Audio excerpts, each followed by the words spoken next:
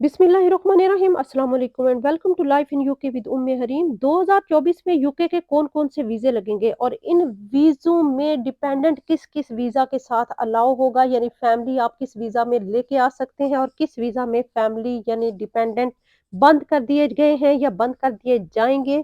तो ये सारी इन्फॉर्मेशन देने वाली हूँ मैं आपको इस वीडियो में। जो लोग 2024 में यूके मूव होना चाहते हैं किसी भी वीज़ा के मतलब या किसी भी वीज़ा में, इनमें जो इनकी डिटेल बताऊँगी, जो इन वीज़ों की लिस्ट मेरे पास है, उसमें से कोई भी एक वीज़ा अप्लाई करना चाहते हैं, तो उन लोगों के लिए ये वीडियो बहुत ही ख़ास होने वाली है।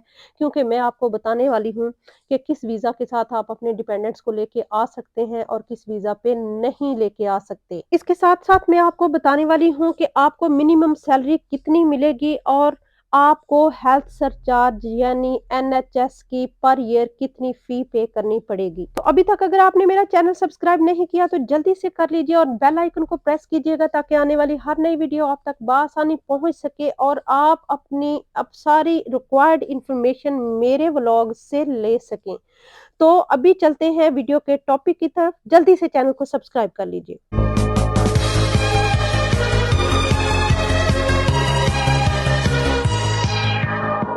तो जैसा कि बात हो रही थी कि यो 2024 में यूके के कौन-कौन से वीज़ाज़ लगेंगे, इसमें है religious work visa, charity work visa होता है ये, ग्लोबल टैलेंट वीज़ा लगेगा, हेल्थ एंड केयर वीज़ाज़ लगेंगे, स्टूडेंट वीज़ाज़ लगेंगे और स्किल्ड वर्कर वीज़ाज़ लगेंगे।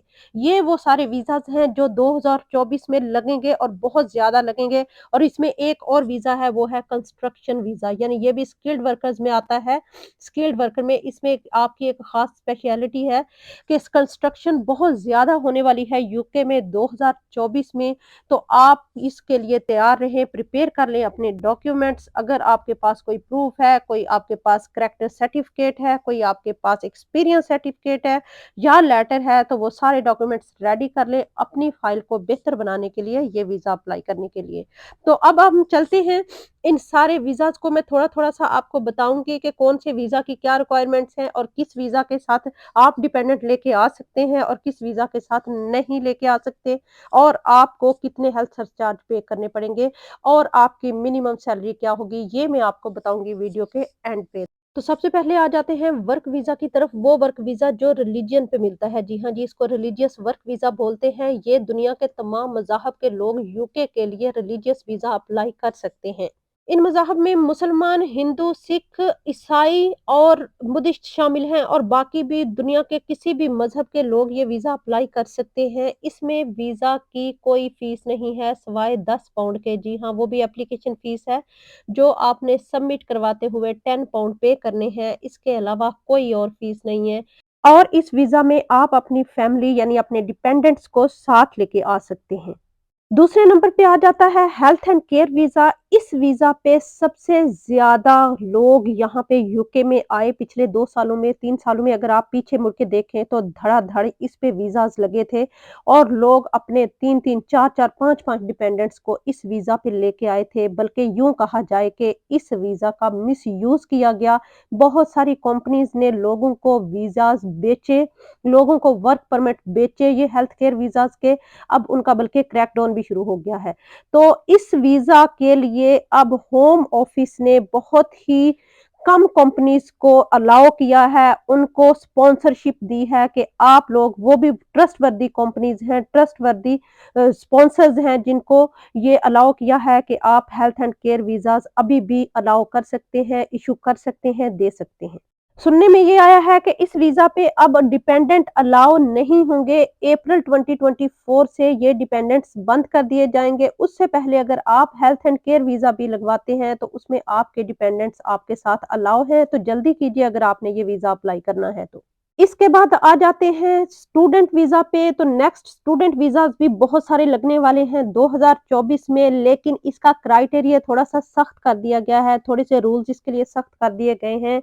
अब स्टूडेंट्स 2024 से अप्रैल 2024 से अपने डिपेंडेंट्स साथ लेके नहीं आ सकते। सिर्फ स्टूडेंट्स सिंगल स्टूडेंट आएँगे और वही आगे वीज़ा एक्सटेंड भी करवा सकते हैं अपने, लेकिन आप अपने डिपेंडेंट्स लेके नहीं आ सकते। लेकिन 2024 से पहले सॉरी अप्रैल 2024 से पहले अगर आप मार्च, फ़रवरी या फिर जनवरी में इनटेक में वीज़ा करवाते हैं, अपनी फ़ाइल सबमिट करवाते हैं होम ऑफ़िस में, तो आपका वीज़ा आपके डिपेंडेंट्स अलाउ हैं, तो आप अगर डिपेंडेंट्स साथ लेके आना चाहते हैं, तो आपको अप्रैल 2024 से पहले वीज़ा अप्लाई करना पड़ेगा। इसके साथ भी डिपेंडेंट बंद होने जा रहे हैं। तो अब आ जाते हैं चैरिटी वर्क वीज़ा। ये चैरिटीज़ की डिफरेंट कंपनीज़ हैं यूके में जो कि स्पॉन्सर्स देती हैं, अपना स्पॉन्सरशिप देती हैं उन लोगों को जो चैरिटी वर्क वर्क वीज़ा पे आना चाहते हैं। इसके क्या-क्या रिक्वायरमेंट्स हैं, इसमें आपको डिपेंडेंट अलाउ होगा, आपकी फ्री ऑफ कॉस्ट वीज़ा है, आपकी कोई फीस नहीं है, कोई एनएचएस चार्जेज़ नहीं है, यानी हेल्थ सरचार्ज ज़ीरो है, आप ये वीज़ा अप्लाई कर सकते हैं, लेकिन इसमें एक प्रॉब्लम ये है कि आपको वॉलंटियर जॉब करनी पड़ेगी, यानी आपका एम्प्लॉयर जो आपको वीज़ा स्पॉन्सर करेगा, आपको वर्क स्पॉन्सर करेगा, वो आपसे वॉलंटियरली काम करवाएगा, मतलब कि वो आपसे फ्री ऑफ कॉस्ट काम करवाएगा और आपको उसका वीज़ा उसकी सॉरी सैलरी नहीं मिलेगी। हाँ, कुछ एम्प्लॉयर्स अच्छे होते हैं जो कि गुड गेस्चर्स में आपको दे देते हैं, कुछ पैसे पे कर देते हैं।